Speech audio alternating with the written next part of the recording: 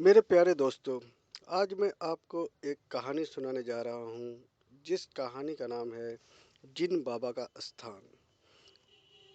मैं कहानी सुनाऊँ उससे पहले आप सभी से अनुरोध है कि कृपया करके मेरे इस YouTube चैनल को सब्सक्राइब कर लें, ताकि भविष्य में आने वाली हर कहानियों को आपके पास से जल्द पहुँचाया जा सके। तो प्यारे दोस्तों, अब मैं कहानी प्रारंभ करता हूँ और एक उम्मीद करता हूँ कि ये कहानी आपको बहुत बहुत बहुत बहुत ही ज़्यादा अच्छी लगेगी। आप कमेंट करके हमें ज़रूर बताएं कि ये कहानी आपको कैसी लगी। चलिए तो अब कहानी शुरू किया जाए। कहानी का टाइटल है जिन बाबा का स्थान। बात आज से बहुत पहले की है। ये बात उस वक्त की है जब मैं एक छोटा बच्चा हुआ करता था। अगर जिन बाबा नहीं होते तो मैं कब का मारा जाता। जिन बाबा के कृपा से ही मैं जिंदा हूँ। मेरे गांव के पास ही जिन बाबा का स्थान है। लोग कहते हैं कि जिन बाबा हमेशा लोगों की मदद किया करते हैं। जो भी सच्चे दिल से जिन बाबा से जो भी कुछ मांगता है, जिन बाबा उसकी इच्छा जरूर पूरा करते हैं। जिन बाबा का स्थान मेरे घर से थोड़ी ही दूरी पर है। मेरे घर के थोड़ी ही दूरी पर एक नहर बहता है। नहर के दोनों तरफ कच्चा रास्ता है। गांव से कहीं जाना हो तो उसी कच्चा रास्ता से होकर जाना पड़ता है। कोई पक्का रास्ता नहीं होने के कारण गांव के लोग उसी कच्चे रास्ते से आना जाना किया करते हैं। गांव में ज़्यादा लोग नहीं हैं, बस कुछ ही घरों का गांव है। मेरे गांव से बहुत दूरी पर बाजार है। वैसे गांव में जगह बदल बदल कर हाट या बाजार लगा करते हैं। लोगों को याद रखना पड़ता है कि आज का हाट कहाँ का है, तब ही जाकर ज़रूरत के सामान खरीद पाएंगे, नहीं तो अगला हाट का इंतज़ार करना पड़ता है। हाट साप्ताहिक होता है। कभी किसी गांव में हाट लग गया तो कभी किसी दूसरे गांव में। एक बार की बात है, मैं हाट करने के लिए दूसरे गांव गया हुआ था। शाम का समय था और हाट में सामान खरीदते खरीदते काफ़ी देर भी हो गया। शाम के समय अपने घर से निकला शाम के समय अपने घर से निकला और सामान खरीदने में काफ़ी टाइम हो गया। समय का पता ही नहीं चला। वैसे गर्मी का मौसम था, मुझे कोई परवाह नहीं था। अगर रात हो भी गया तो अपने घर आराम से जा सकता था। मुझे घर जाने का रास्ता पता था। मैं सामान खरीदते खरीदते रात कर चुका था। अब मुझे घर जाना था। मैं अपना साइकिल लेकर हाट गया हुआ था। अपना साइकिल चलाता हुआ अपने घर की तरफ वापस आ गया। नहर के उसी रास्ते पर था। अगर थोड़ा भी साइकिल चलाने में दिक्कत हुआ तो सोचिए कि साइकिल सीधा का सीधा नहर के अंदर जा सकता था। नहर में पानी इतना था कि साइकिल के साथ साथ आराम से मैं भी डूब सकता था। किसी तरह अपना साइकिल चलाता हुआ अपने घर की तरफ बढ़ा। पर जब मैं नहर के कुछ ही दूरी पर बढ़ा तो मैंने देखा कि एक बिल्कुल सफ़ेद रंग का कपड़ा पहने हुए कोई मेरे साइकिल के आगे खड़ा है। मैं समझ नहीं पाया कि इतनी रात गए इस जगह पर कौन है जो सफ़ेद रंग का कपड़ा पहने हुए मेरे साइकिल से कुछ ही दूरी पर खड़ा है। मैं साइकिल चला रहा था और सोच भी रहा था कि वो रास्ते में खड़ा आदमी कौन है। वो रास्ते में खड़ा था और मुझे उसी रास्ते से गुजरना भी था। बिल्कुल सफ़ेद, वो भी अंधेरिया रात में।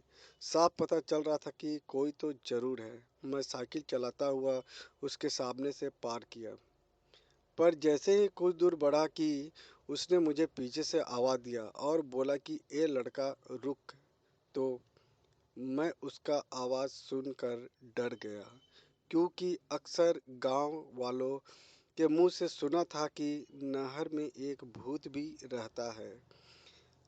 जब भी कोई अकेले उस रास्ता से गुजरता है तो नाहर वाला भूत उसे नहर में डुबोकर मार देता है।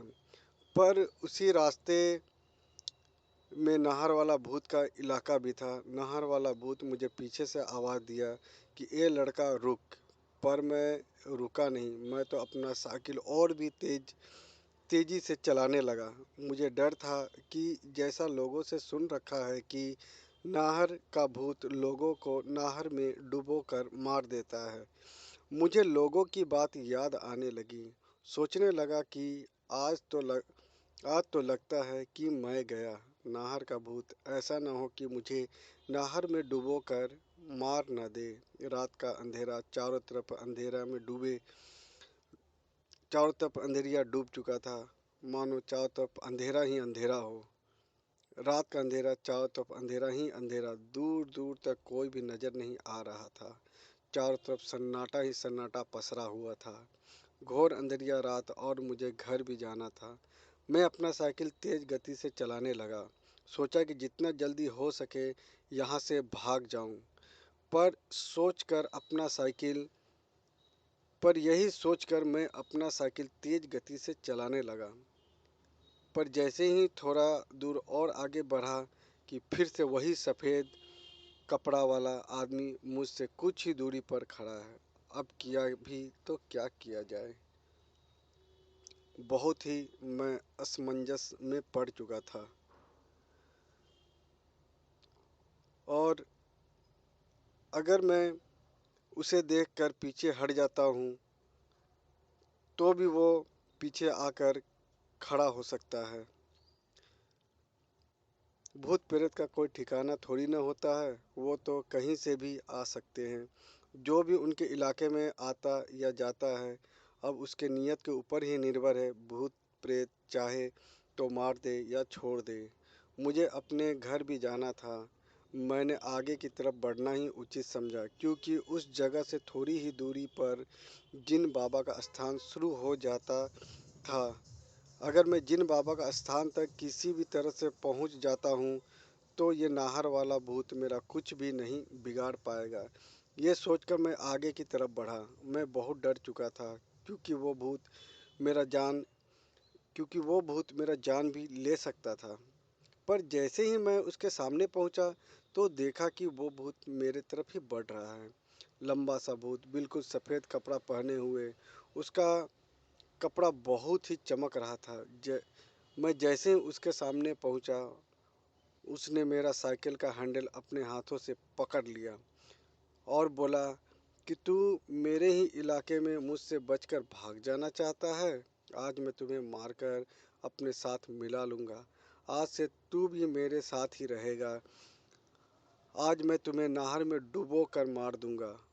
उसने मेरा साइकिल पकड़ रखा था। मैं बहुत ही ज़्यादा डर चुका था क्योंकि मेरे सामने ही मेरा मौत खड़ा था। अगर वो चाह ले तो मुझे नहर में ढकेल कर मार सकता है। मैं जान गया था कि अब मैं बचने वाला नहीं हूँ। बहुत ही जल्द मैं भी मरने वाला हूँ। भूत ने मेरा साइकिल भी पकड़ रखा था। मैं साइकिल से नीचे उतर गया। जैसे ही नीचे उतरा उसने मेरा साइकिल को उठाकर नहर में फेंक दिया। अब पारी मेरी थी। पर जैसे ही मुझे उठाने के लिए भूत आगे बढ़ा मैं सीधा वहाँ से दौड़ना शुरू कर दिया। मैं आगे आगे दौड़ने लगा जबकि नाहर का भूत मेरे पीछे पीछे दौड़ने लगा। नाहर का भूत मुझे दौड़ता और बोलता मुझे दौड़ाता और बोलता कि रुक जा नहीं तो मैं तुम्हें मार दूंगा। पर मैं कहाँ रुकने वाला था। मैं भागता हुआ सीधा जिन बाबा का स्थान पर पहुंच गया। जब जिन बाबा का स्थान तक पहुंचा तो भी मेरे पीछे पीछे वहां तक पहुंचा। पर वो भूत भी मेरे पीछे पीछे वहां तक पहुंच चुका था। नाहर वाला भूत बहुत ही गुस्से में था। उसने अंधेरे में चिल्लाते हुए मुझसे कहा कि जा, आज तेरी किस्मत अच्छी थी जो तू जिन बाबा का स्थान तक पहुंच गया, नहीं तो मैं तुम्हें आज मार देता। आज तो तुम मुझसे बच गए पर याद रखना कभी न कभी मैं तुम्हें मार दूंगा। नाहर का भूत बहुत ही गुस्से में था और वो जिन बाबा के स्थान से बस थोड़ी ही आगे पर खड़ा हो चुका था और खड़ा होकर मुझे धमकी दे रहा था। वो उस लक्ष्मण रेखा को जान रहा था कि अगर मैं जिन बाबा के एरिया में स्थान पर अगर कदम भी रखूं तो फिर वो जल के भस्म या फिर उसे बहुत बड़ी क्षति हो सकती थी। इसलिए वो सफ़ेद कपड़ा वाला भूत जिन बाबा के इलाके से बस कुछ ही कदम आगे खड़ा होकर मुझे धमकी देना शुरू कर दिया। नहर का भूत बहुत ही गुस्से में था और मुझे बाहर निकलने के लिए बोल रहा था, पर मैं बाहर नहीं निकला क्योंकि मैं जानता था कि जहाँ मैं बाहर निकला कि ये भूत मुझे मार देगा। रात भर भूत मेरे जिन बाबा का स्थान के बाहर ही इंतजार करता रहा और मैं भी चुपचाप जिन बाबा के स्थान पर बैठा रहा। जब सुबह का पहला किरण निकला तो नहर का भूत वहां से गायब हो चुका था। जिन बाबा ने मुझे बचा लिया। अगर उस रात मैं दौड़कर जिन बाबा का स्थान तक नहीं पहुंचता तो नहर का भूत मुझे मार देता। मैं हमेशा जिन बाबा का शुक्रगुजार हूँ कि उनकी वजह से ही मेरा जान बच पाया। मैं अभी तो गांव में नहीं हूँ, अभी मैं कमाने के लिए परदेश आया हुआ हूँ, लेकिन कभी भी गांव जाता हूँ तो जिन बाबा के स्थान को नमन ज़रूर करता हूँ क्योंकि आज उन्हीं के बदौलत मैं ज़िंदा हूँ। अगर जिन बाबा का स्थान वहाँ पर नहीं रहता तो आज मैं भी इस दुनिया में नहीं रहता। दोस्तों, आपको ये कहानी कैसी लगी? आप कमेंट करके हमें ज़रूर बताएं। शुक्रिया, धन्यवाद।